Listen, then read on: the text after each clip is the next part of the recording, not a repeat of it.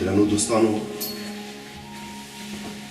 اوس تاسو ته یو ډېر ښکلی شعر ډالۍ کوم چې محترم عبدالباری جهانی صاحب لیکلی ده او تاسو پوهیږئ چې محترم جهانی صاحب د پښتو یو تکړه لیکوال، تاریخ پوه او شاعر دی او دا شعر هم په روان کال کې لیکل سوی دی.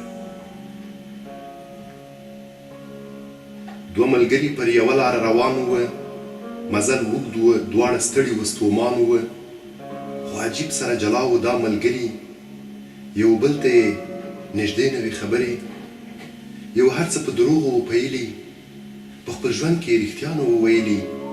د دروغو په میدان کې یې بری وه، په چلونو تېرېستلو کې زمری وه، چې وړوکی و لوی سوی دا یې کار وه، هم په کلي کې مشهور هم په بازار وه. هغه بل یې په رښتیا ویل مشهور وه، هم په ژبه ګړندی و هم باتور وه، حقیقت یې په هر ځای کې وویلي، له رښتیا یې تاوانونه ولیدلي. که یې سر په دارېده خو ده رښتیا کړه، نه یې ویره له رعیت نه له پاچا کړه.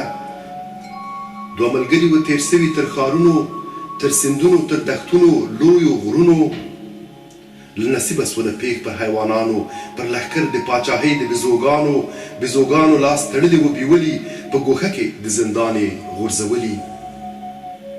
دوې درې ورځې شومنهر دلته پراته و، خبر نه و د قسمت په زړه کې څه وه. که هر څو یې کړې نارې چې سوداګر یو، نه غلیم نه مخبران یو نه عسکر یو. نه یې چا ژړا زاری سوای اورېدلی، نه یې چا زنځیر له پښو سوای خلاصولی.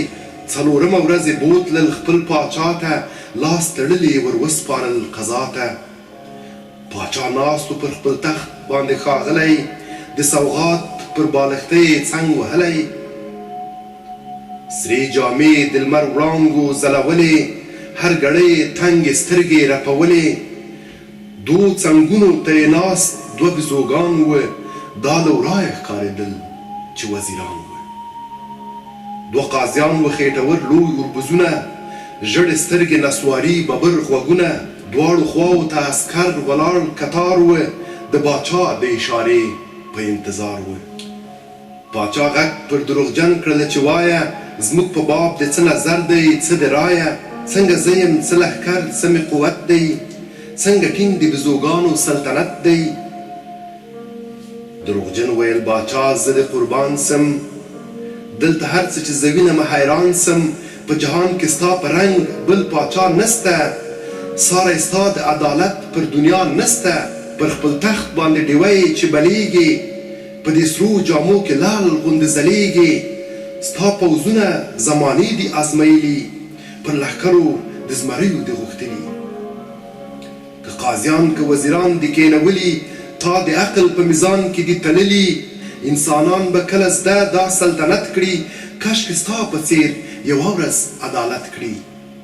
کشکې ته په انسانانو کې پاچا وی او د لویو هېوادونو رهنما وی، خزانې د جواهرو د لرلی، پر خوارانو بېوزلانو دې ویشلی. بیزو سمدستي ترې خلاص کړل زنځیرونه، په لمنو یې لا ورکړل انعامونه.